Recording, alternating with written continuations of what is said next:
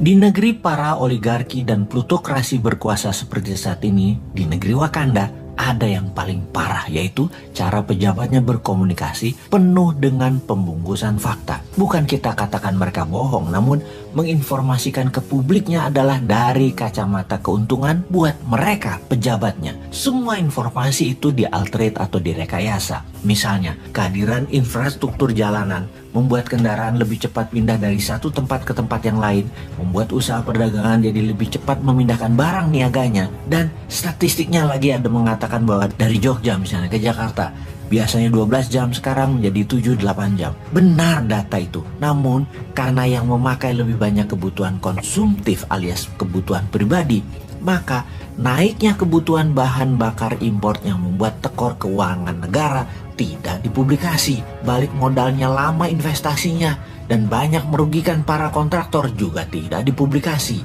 Ini maaf loh ya, cuman kritik bukan niat nyinyir, karena kita ingin memperbaiki cara bernegaranya, terutama komunikasi ke publik agar menjadi jujur, agar membuat masyarakat pintar, bukan membuat masyarakat bodoh. Kita semua tahu deh bahwa ada pejabat-pejabat di negeri yang saat ini memang disarankan mau jualan diri untuk menjadi kandidat presiden di tahun 2024 yang memang diprogram dan ditarget. Mereka itu salah satunya adalah SM, AH, ET, dan beberapa orang lagi yang didorong dan direstui untuk maju ke 2024. Karena itu mulailah siapapun, bukan para menteri incumbent tetapi para pejabat, mulailah menggunakan fasilitas jabatan untuk menjual diri kesuksesan sampai award pun dibeli pakai anggaran Pemda dan anggaran departemen. Gak peduli mereka. Jadi apa yang mereka lakukan? Ya mengelola data ke publiknya demi kepentingan mereka, yaitu semua hal dibuat dramatis sampai lebay, bahkan over berlebih-lebihan sekalipun. Gak peduli mereka, toh rakyatnya bodoh. Misalnya kasus penerimaan pajak kali ini ya, bukan main, sangat dramatis. Kalah drama Korea, sangat bersejarah. Terlampir fakta data target pajak dan pencapaiannya di setiap tahunnya. Di 2016 targetnya 1,539 triliun, realisasinya 1,284 triliun. 2017 targetnya 1,45 triliun, realisasinya 1,339. Tahun 2018 targetnya 1,424 triliun, realisasinya 1,315. Tahun 2019 targetnya 1,577, realisasinya 1,332 triliun. Tahun 2020 targetnya 1,198 triliun, realisasinya 1,069. Kemudian tahun 2021 targetnya 1,229 triliun, realisasinya 1,23 triliun, 100%. Tahun 2021 ini bersejarah. Untuk pertama kalinya setelah bertahun-tahun, realisasi penerimaan pajak 100% lebih.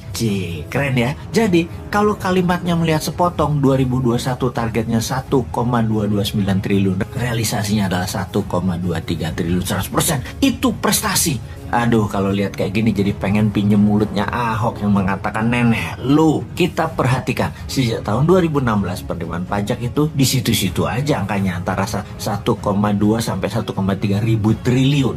Maka jika ada pejabat bilang pencapaiannya 100% itu bersejarah, ya kita jadi mikir, bener sih penerimaan targetnya 100%, tapi yang dilakukan adalah menurunkan target pencapaian. Di tahun 2016 targetnya adalah 1,539 ribu triliun. Di tahun 2021 turun target menjadi 1,229 triliun. Biar terlihat prestasi, menggunakan strategi yang tepat adalah lower the standard atau turunkan targetnya. Berhasil deh memenuhi target 100%. Kalau mau lebih berprestasi, nanti tahun 2022 target turunin pajaknya jadi 1.000 triliun aja. Langsung pertama kali dalam sejarah kelebihan menerima pajaknya. Mangkel kalau udah kayak gitu tuh. Tapi ada satu hal yang saya apresiasi, yaitu para petugas pajak di bawahnya yang memang bekerja ekstra keras dan patut diacungi jempol. Kalian lembur banting tulang 24 jam sampai tipes-tipes mencari pendapatan negara. Di sisi lain ada yang banting tenaga 24 jam, kerja habis-habisan, menghabiskan duit negara.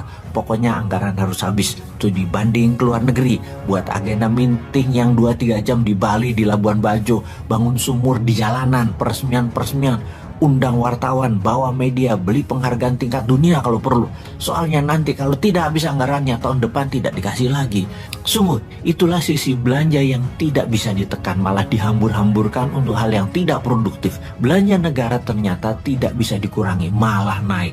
Karena itu, kalau mau jujur harusnya memberitakannya bukan keberhasilan 100% pencapaian pajak, tetapi anggaran belanja yang terbesar sejarah. Gapnya harus diakui bahwa selisih tahun 2022 adalah hampir 900 triliun, adalah terburuk sepanjang sejarah, dan menutupinya pakai hutang. Tapi kan nggak mungkin, itu kan mencoreng gelar terbaiknya yang nggak bakal dilakukan lah. Nulis berita kok jujur, bodoh namanya. Punya jabatan, punya uang anggaran, dan punya dukungan mayoritas penduduk, ya harus dimanfaatkan toh. Demi populer, berita ya harus dikemas, dibalik-balik berdasar fakta, tapi dibuat dari sisi yang menguntungkan pejabatnya. Demi 2024, herannya masyarakat pendukungnya masih mayoritas. Kalau kita memberitahu kebenaran yang sebenarnya, dikatakan anti pemerintah. Cuk, ini nggak anti pemerintah, ini anti pembalikan fakta yang tidak mendidik utakmu.